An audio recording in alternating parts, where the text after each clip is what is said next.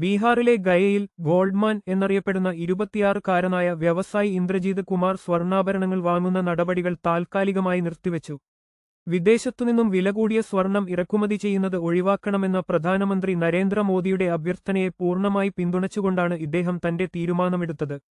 രാജ്യതാത്പര്യത്തിന് മുൻഗണന നൽകുന്ന പ്രധാനമന്ത്രിയുടെ ആഹ്വാനത്തെ അവഗണിക്കാൻ കഴിയില്ലെന്നും നിലവിൽ തന്റെ പക്കലുള്ള 12 കോടി രൂപ വിലമതിക്കുന്ന സ്വർണ്ണ നിക്ഷേപം രാജ്യത്തിന് സംഭാവന ചെയ്യാൻ തയ്യാറാണെന്നും ഇന്ദ്രജീത് കുമാർ വ്യക്തമാക്കി.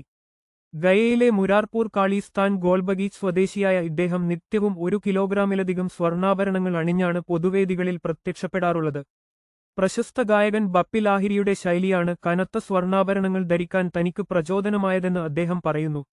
ന്യൂസ് കേരള വാട്സാപ്പ് ഗ്രൂപ്പ് ചേരാൻ click here. News Kerala Telegram group ചേരാൻ ക്ലിക്ക് ഹിയർ. സ്മാർട്ട് ഫോണുകൾ, പഴയ മോട്ടോർ സൈക്കിളുകൾ, കാറുകൾ എന്നിവയുടെ ബിസിനസ്സിൽ ഏർപ്പെട്ടിരിക്കുന്ന ഇദ്ദേഹം തന്റെ വരുമാനത്തിന്റെ വലിയൊരു പങ്കാണ് സ്വർണത്തിൽ നിക്ഷേപിക്കുന്നത്.